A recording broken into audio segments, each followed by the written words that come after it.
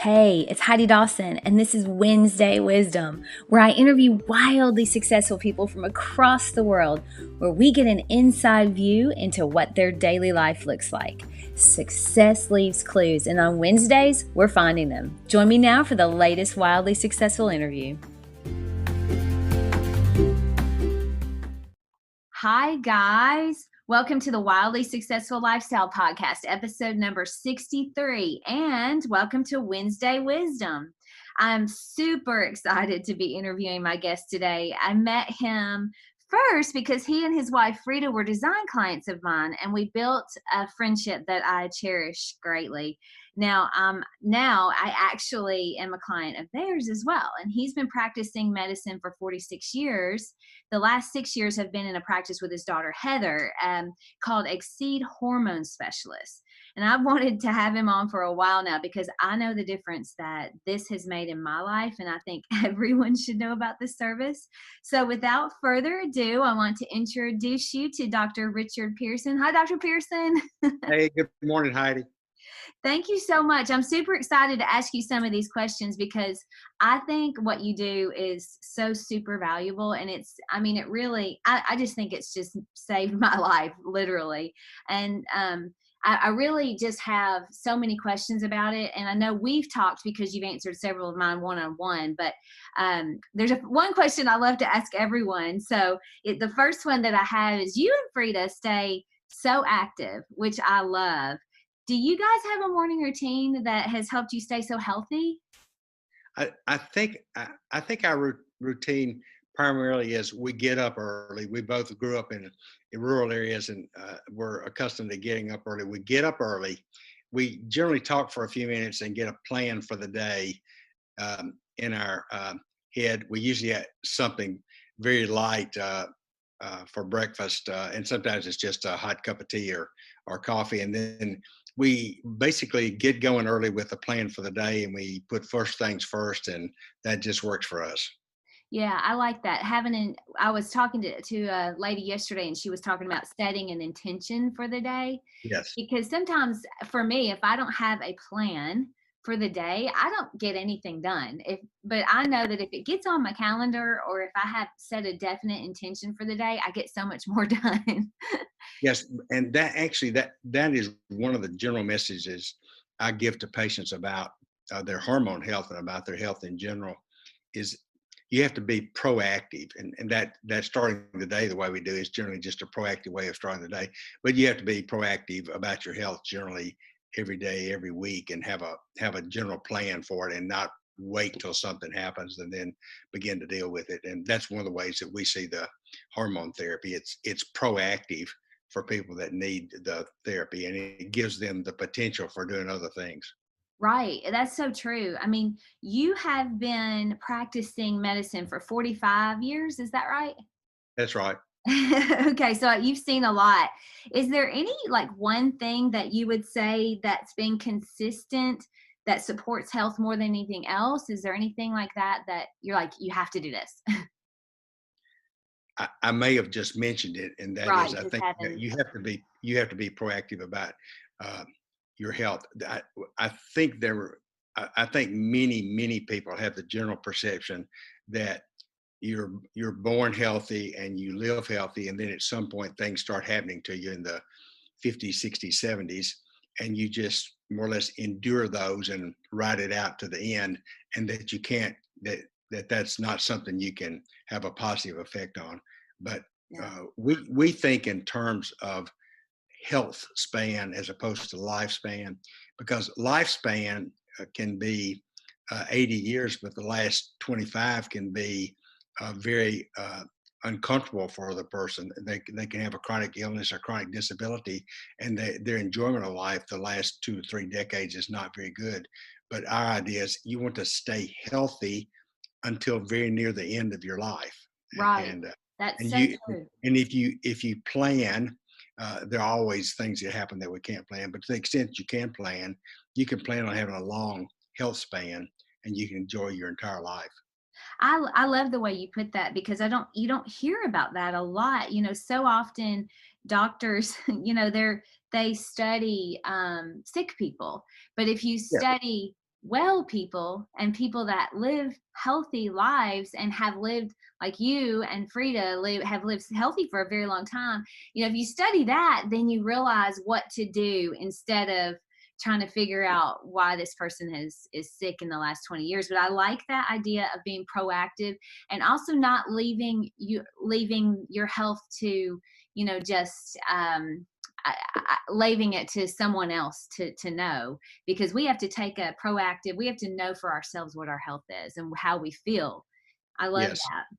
And not to belabor the point, but I talk with patients who are successful business women, businessmen, successful homemakers, and I see that they're very invested in their business in terms of um, work and planning and finance.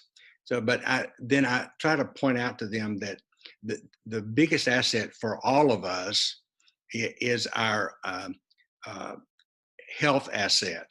And Right. without the health asset, the other assets have no value. And to the extent that uh, business people, they spend a fair amount of time every year looking at their assets, managing their assets. They have advisors for their assets, but it's so easy for us to just let our health drift, and we don't pay any attention to it until we have a serious health problem um, at some point, and then it gets our attention for a while. Then we get better, we let it go again. So I tell people that their biggest asset is their potential as a human being, their health potential. They've got to spend some time and effort managing that. Yeah, it's so true. I mean, because it doesn't matter how much money you have if you don't have your health, you can't Yeah, have fun. There's no fun in being in having a lot of money and no health. I would no rather doubt. have really good health and less money. So Eric and I, as you know, we always look at it as, what's your health worth? We'd rather spend Exactly. way more money to eat healthy, and because it does cost a little bit more money to be healthy, but it doesn't matter if you're not healthy. So I Yes. love that. Yeah. Do you find, so tell us a little bit about the service that Exceed, because so people understand what it is exactly that you do. So we specialize. I'm a board certified urologist, and my daughter, Dr. Heather Chohan, is a board certified gynecologist. We specialize in what would be called the sex hormones, which are estrogen, testosterone, and progesterone, and these are the hormones that we gain when we go through puberty, and these are hormones that women lose before and during menopause, and men lose uh, lose them gradually, actually beginning about age 30. And When do so, women, what age do women need to start so thinking or the worrying? well, uh, the average age of menopause is 51. Uh, Women tend to have menopause at about the same time as their mother, uh, at the same age as their mother had it. But what's important for women to understand is there are two major hormones in women as there are in men. There's estrogen and testosterone, Right. and the ovaries in women make both of those, but they make them in, let's say, different parts of the ovary. So testosterone frequently goes away in women 5 to 10 years before menopause, before Right. hot flashes and night sweats and so forth start. The the the testosterone's gone, and that's the energy hormone. That's the motivation hormone. That's the clear thinking hormone. That's the libido hormone, and that can go away 5 or 10 years before uh, menopause. So women 35 plus need to at least consider if their testosterone might be a problem. And certainly when they begin having symptoms of menopause, that's the time to be seeing someone for sure. Okay, so I know I'm speaking from experience. For me, the testosterone was so low, I wasn't getting any help from that whatsoever. But my normal doctor said everything was fine, but I knew something was not fine, because I could tell. I also, like some of my moods were a little bit different. I couldn't build muscle to save my life. And, finally, when, Frida was just like, come on in, Heidi, and let's just at least test your blood. I'm sure it's perfect. And it wasn't, it wasn't even close to perfect. And I'm a healthy, woman. And so It's I healthy was, lifestyle. yeah. And that was what I want everyone listening to know, men or women, is that if something does, you are your own best doctor. And if something is not right with you, if you feel something's not right, get it checked. Just go to a specialist like you guys.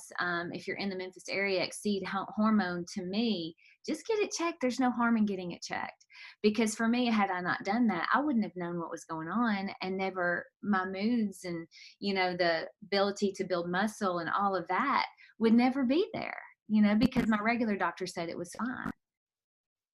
So what Dr. Chohan and I know and have learned is that most physicians, and even great physicians, I have great respect for family medicine and internists. They have to know so much about so many things, and they have to prioritize part of what they know. So many doctors simply aren't informed about the nuances or the new information about hormones, and Right. and so they may not address them in the same way that Dr. Chohan and I would address them, because our experience, urologists treat both men and women for hormone insufficiency, and gynecologists routinely treat women. So we have years and years and years of experience.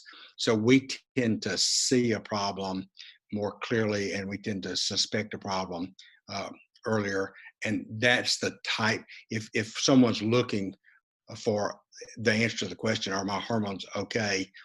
They're going to be best served by trying to find someone. It can be a Especially. knowledgeable, sympathetic family practitioner who's willing Right. to dive into it. But for women especially, both the estrogen side of the problem and the testosterone side of the problem needs to be checked, because most doctors who do a quote unquote menopause check won't check for testosterone. They'll only Right. check estrogen. Which is, I Uh, think, where I was, and I wasn't, I'm not going through menopause. I'm not even correct. pre-menopause, but I had hormone issues. My testosterone was not getting to Yes. I wasn't being able to use it. And frequently the loss of testosterone, which may begin, let's say, at age 35, between 35 and 50, that's happening to women at a time when they're very busy in their lives, professionally or with Right. family, children.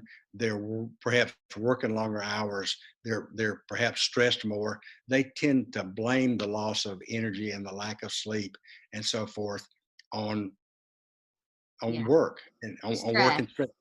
And Yeah. so, and of course, those things are factors, but they also may have low testosterone, and that can't be fixed without testosterone. It can't be fixed by having a positive attitude. Right. No, I mean and that's when I knew something was wrong. Is that I'm always happy. Like I was a happy kid. I'm always kind of just naturally happy. That's my normal state. And when I was sitting on the back steps of my house, and I was like, I could have my dream home on the beach. It could be beautiful sunshine, and I could have everything I love near me. And right now I wouldn't be happy. And when I knew that, when I was thinking that way, I knew something was wrong. And so that's when, but now that we keep these, we'll talk a little bit more about the actual thing that you do, but now that I have my pellets every 3 months or whatever, I feel like I could run 10 miles, around my house, and my mood is back to normal. So, Yes, and that and the hormones, as I envision them, basically they empower you to realize your potential.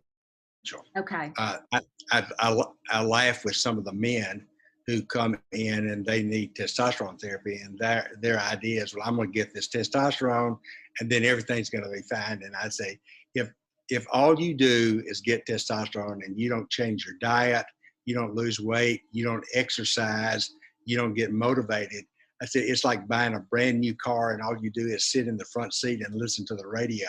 You just miss the whole potential. I So love the that. hormones Yes. they give you the potential to do anything and everything you want to accomplish, but you've got to participate. Isn't that just that's life though, right? In Yeah. general, is that Yeah. we all can reach our potential. I always say we all have a purpose that we were born for, but some of us stop short and some of us don't stop until we reach it. And sometimes that isn't, you reach it when you die, because you just keep Yep. growing. Right. But that's a really powerful statement, is that it empowers you to reach your potential. Exactly. Which is exactly how I feel that this has done for me. I exercise all the time. So now, all right, so we talked a little bit about the symptoms of when someone needs hormone therapy, and that's really, so we kind of covered that, but like low mood for women, things like that, where you don't have energy. Men, the same thing. Maybe they're having trouble building muscle, their energy's low.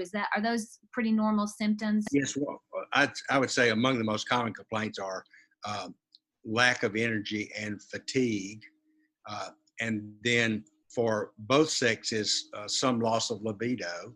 Okay. And for both sexes, some dulling of mental function. It's something the person perceives more in themselves than anyone else recognizes, but their memory recall is slightly delayed. Instead of you can recall it in a second, you have to struggle with it for about 5 seconds. You tend to lose some of your motivation to accomplish uh, things. It's more difficult to multitask. Right.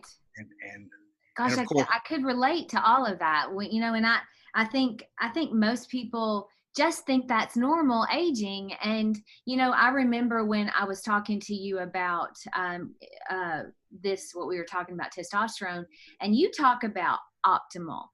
Sometimes we look at, oh, let's just get it to where we're average or normal, but we don't want to be average or normal. We want to be optimal. I mean, why not live there if you can? And that's what exactly. you provide. To go on from what you just said a minute or two ago, the idea is we all in life would like to be able to reach our potential. So our health potential is really optimal, not okay. If the physician does your physical and says you're okay, that's probably where you are. You probably are You're okay, but okay. you probably aren't optimal. Awesome. And you're not going to reach optimal unless you supply the motivation Yes. yourself. Well, of course there are physicians and health coaches that will help you reach optimal as well, but the burden is on you to get there. Okay, so that let's see, you brought up a good point. When you say the burden is on you to reach your potential and the motivation and all that. I love that, because so many times you think there's a magic pill, or everyone's looking for, we would all love to take a pill and be able to not eat bad or whatever, but there's always a sense of kind of personal responsibility. And this isn't a magic pill that you give, but it does make it to where you just give yourself every advantage available to you.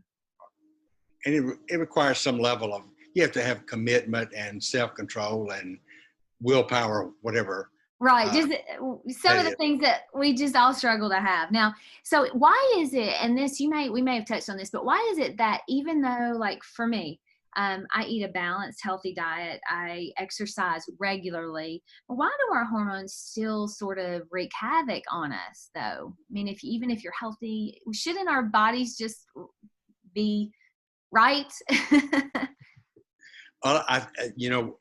As human beings, both sexes are pre-programmed to lose their hormones. Okay. And I think a weight, and women tend to lose their hormones at roughly 45 or 50. Men start losing their hormones at 30, and they can be significantly diminished by 50 or so. A way to think about that is that the original human beings, all right, they had a life expectancy of 35 to 50 years. Right. And so the body was designed to live 40 or 50 years, and after that you weren't healthy, and you tended to die. So really, only after the advent of clean water, and I'm talking about the population as a whole, after the advent of clean water, good hygiene, and efforts to defeat infectious diseases in children and adults that came along with vaccines and so forth in the last couple of 100 years, only then did life expectancy increase beyond 50. Wow. So we're playing the hand we were dealt. Okay. And the hand we were dealt is that our hormones are going to go away after 40 or 50 or so. That's And incredible, because so many people are so active and healthy after 50 now. And you're yes, right though. I mean, you can see where you kind of, your life at 50, you sort of have to start really, I mean, you really should do it your whole life, but at 50 is, you got to really work to feel good and make sure you're doing everything right to feel good, I think. I think around 50 is the break point. And I tell people that I advise, when I see them around age 50, I tell them that they have to they have one more chance to turn the whole thing around.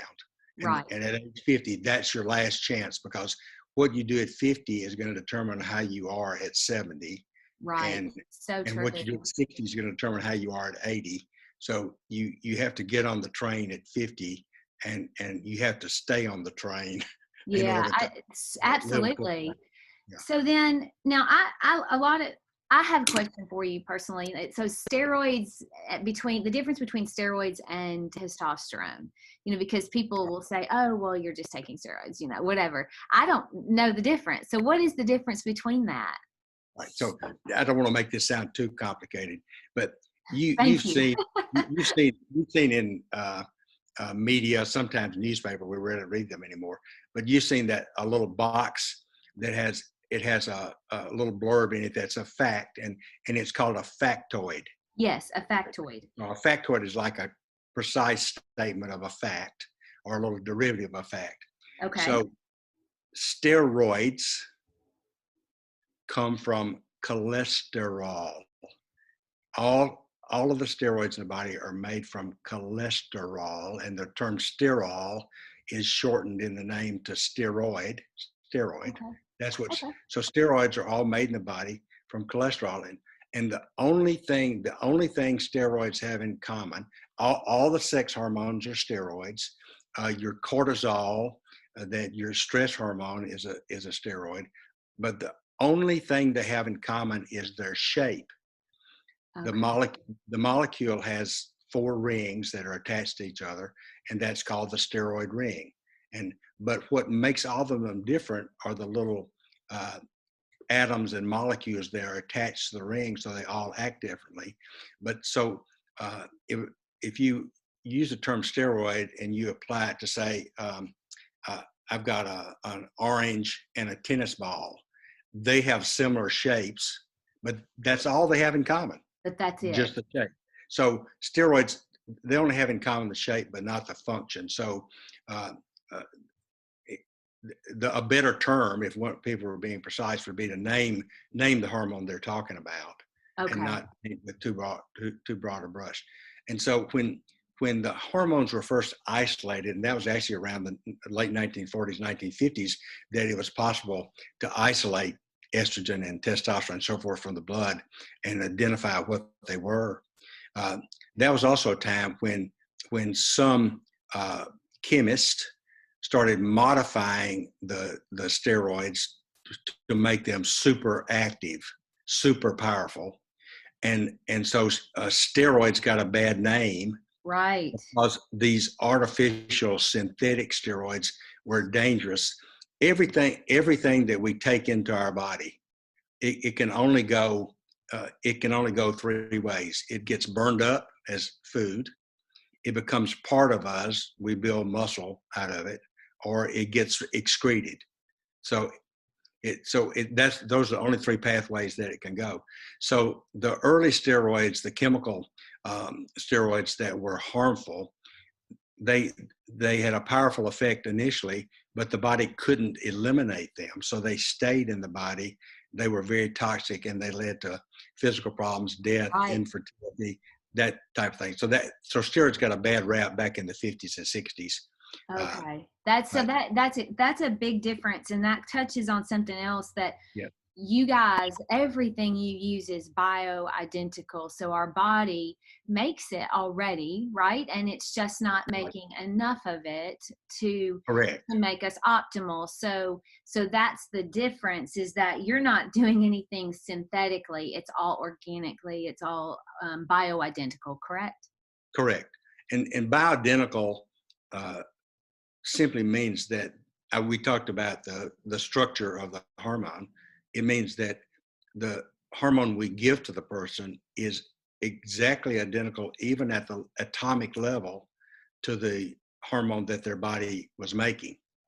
So the body recognizes it as being part of itself, and you can't be allergic to it, and you don't react to it, and you don't reject it, and it works completely normally with anything else that you're already doing, the diet you're on, the exercise routine, Right. what medications you might or might not be taking. There's just no conflict with it. That's beautiful. I mean, I think that is so, it's the reason why I don't feel anything but better. You know, when you take something Yeah. that your body doesn't know what to do with, there's going to be effects. And I don't have any bad effects with, with the testosterone. So these are pellets that come from, like, they're made from yams, right? They're made from yams or soy, which are Okay. all plant based, and then they're purified until they're just the pure hormone. There's nothing else there, and then as the body uses the pellet just goes away. The description I like is it's a lollipop, and if when you suck or lick on a lollipop, over time the lollipop gets smaller and smaller and finally goes away. So the pellets, after they're placed under the skin, are surrounded by blood vessels. They basically lick the lollipop pellet and take the hormone directly into the blood, and the pellets are made to last a certain period of time.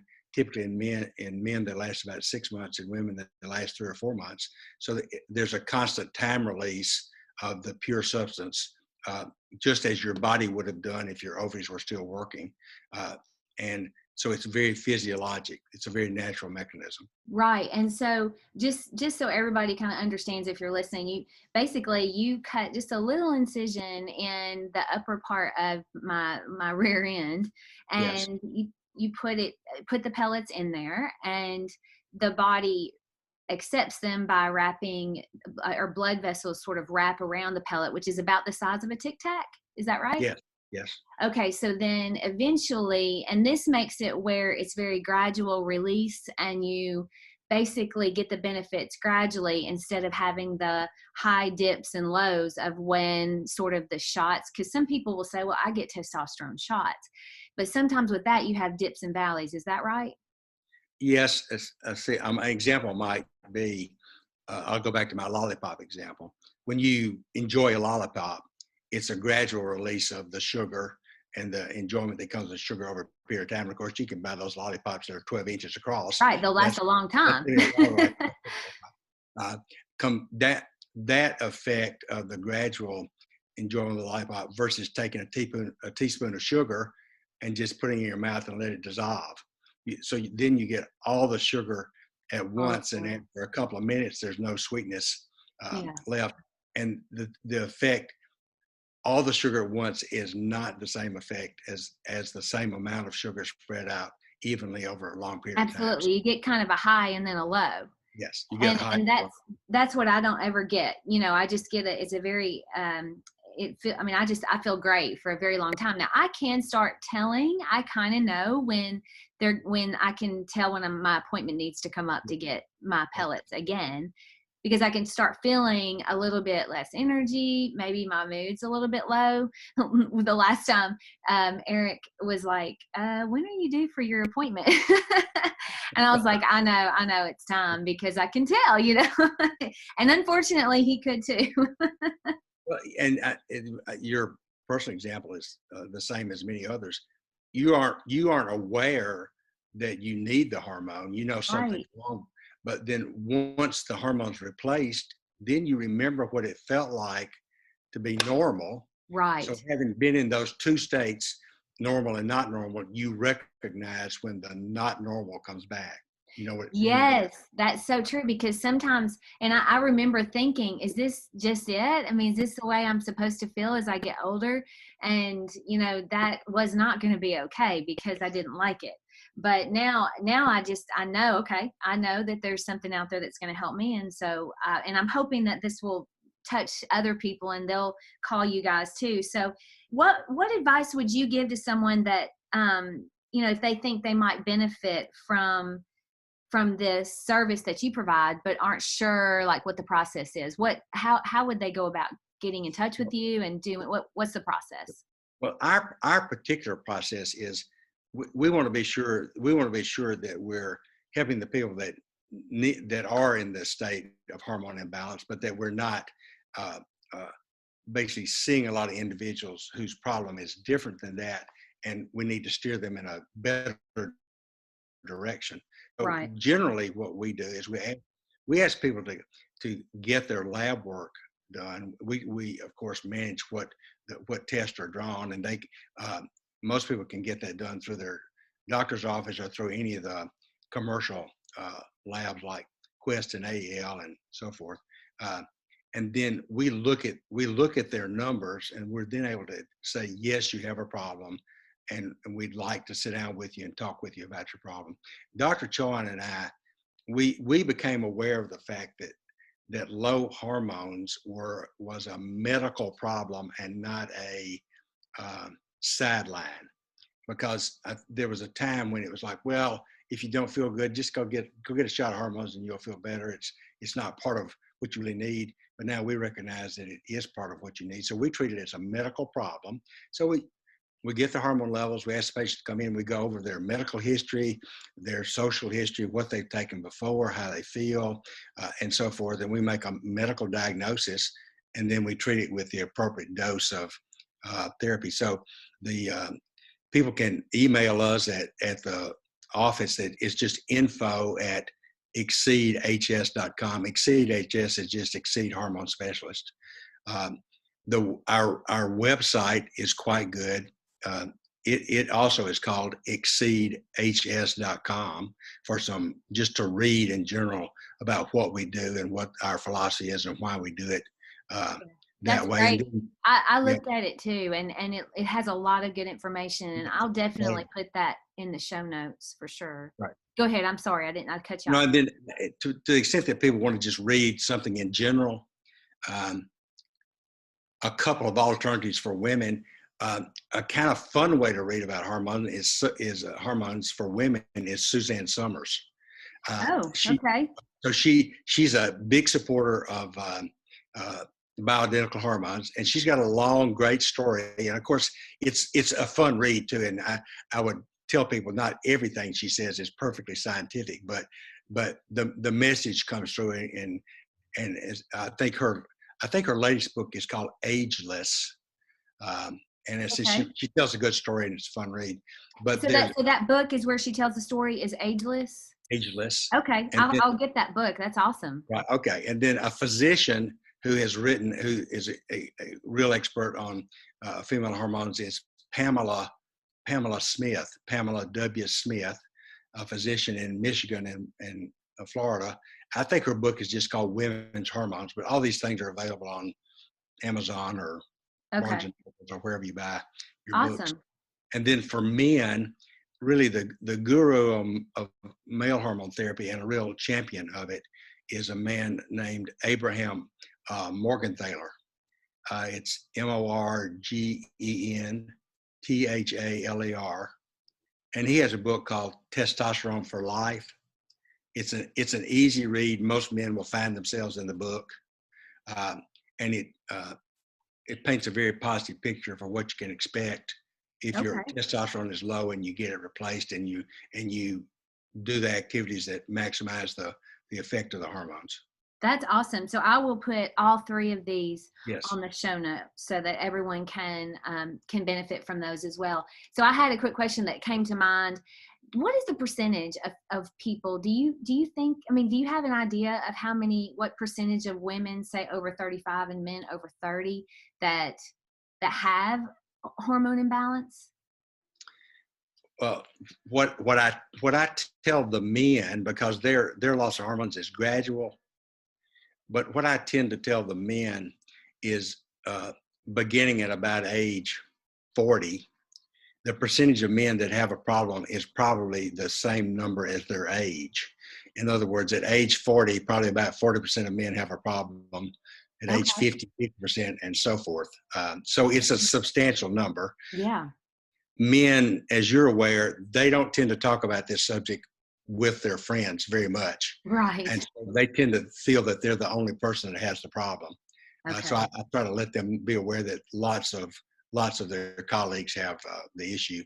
Then really with women, that most women recognize the onset of menopause because the most obvious symptoms are hot flashes and night sweats. And that's going to occur for most women between, say, 45 and 50. But they need to be aware that 5 to 10 years before that, they could have lost their testosterone. So women that can recognize a significant loss in energy and mood changes and lack of motivation, if they're 35, 40 or older, that would be a reason to at least check your testosterone level. Okay. Absolutely. Yeah, that's great. All right. Very good. Well, I had no idea that it was that prevalent in men. I mean, for women, I have so many female friends, and most of them have a hormone imbalance of some sort, so yeah. I'm always like, go see Dr. Pearson.